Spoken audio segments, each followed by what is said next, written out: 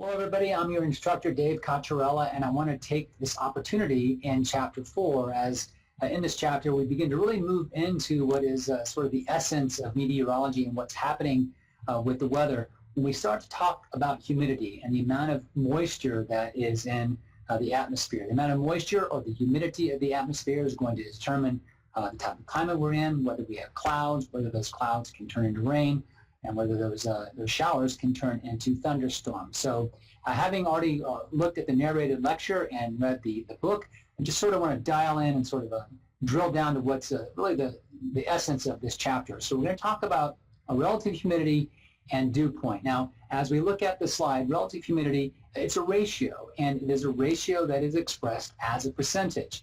It is the ratio of the amount of water vapor that's actually in the air compared to the maximum amount of water vapor required for saturation. So what does that mean? Relative humidity is a ratio, it's a percentage, a ratio of what's actually in the air compared to what could be in the air, or the maximum amount of water vapor that could be in the air that would take it to saturation at any given temperature. And the at any given temperature is going to be what makes it relative, because the relative humidity will change based on the temperature, where lower temperatures will hold less water vapor or humidity, and higher temperatures will hold more water vapor or humidity. And the maximum amount of water vapor required for saturation at a particular temperature, that is going to be that saturation vapor pressure that we talked about in the lecture slide and in the book.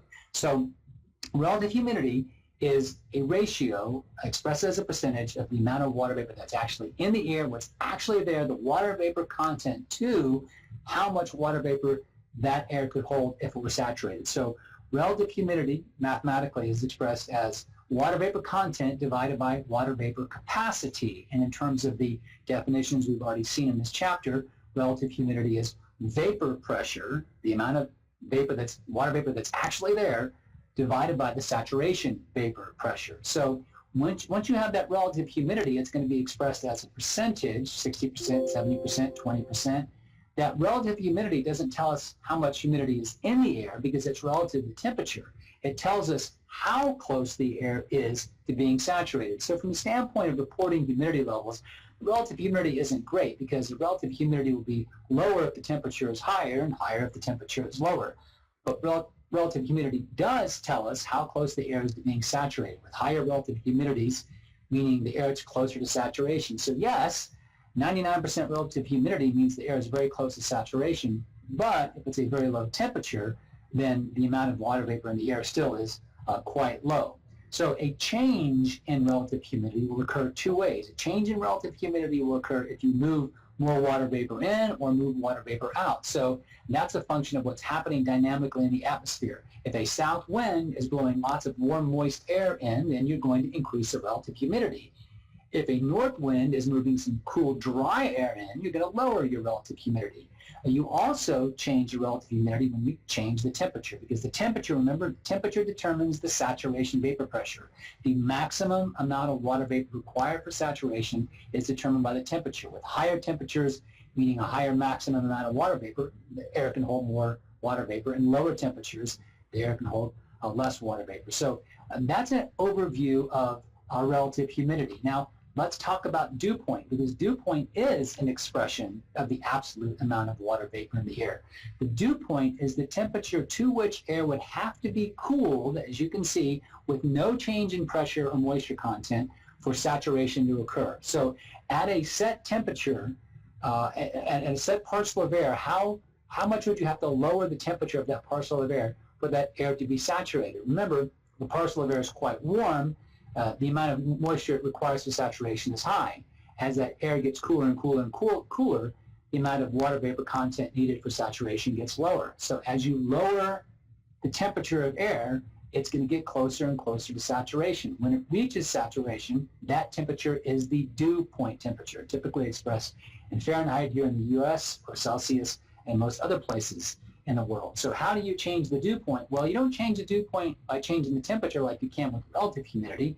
You change that dew point by literally changing the amount of moisture that is in the air. And again, that's that north wind or south wind. South wind moving more moisture in, north wind taking the moisture out. So adding water vapor to air increases the dew point. Removing water vapor from air lowers the dew point. Now, the difference between the temperature, it's 90 degrees, and the dew point temperature is 70, that difference, that 20-degree temperature difference, that is called the dew point depression.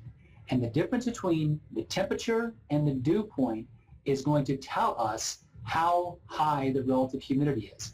The lower that dew point depression, meaning the closer the two are together, the higher the relative humidity is.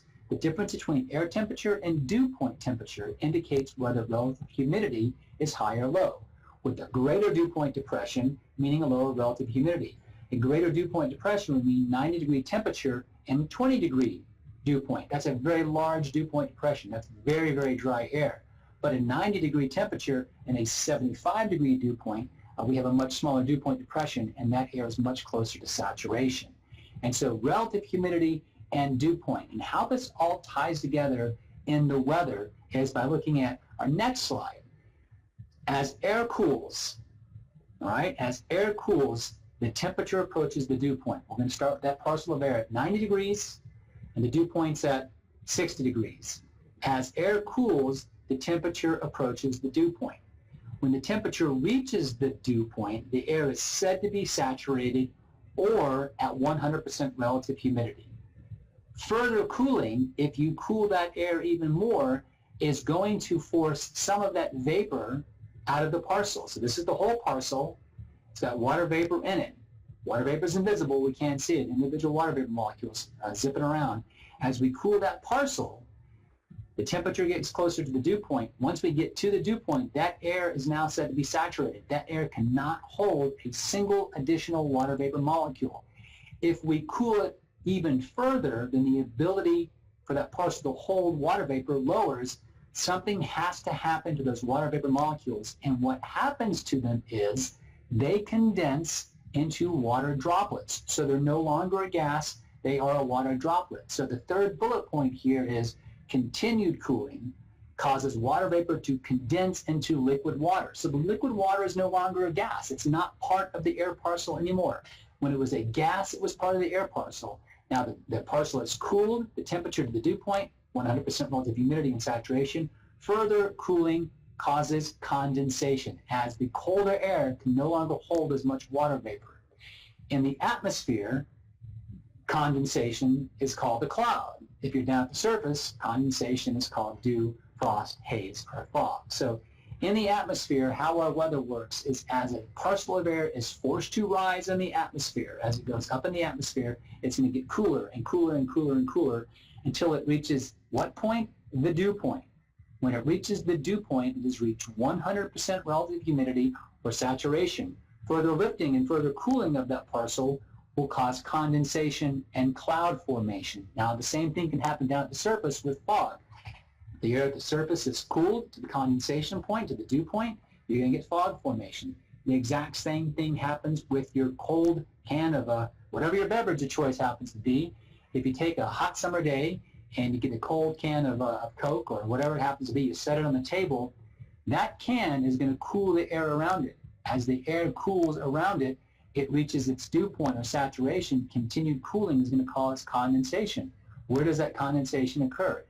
It condenses right on that can, and that's where the condensation on the can or your glass of iced tea comes from. So this one slide really sort of gives us the basis of the way the weather works. As air is forced to rise, it cools, the relative humidity increases to 100%, which is saturation. Further cooling causes condensation or cloud formation, and enough cooling and condensation and cloud formation can create rain.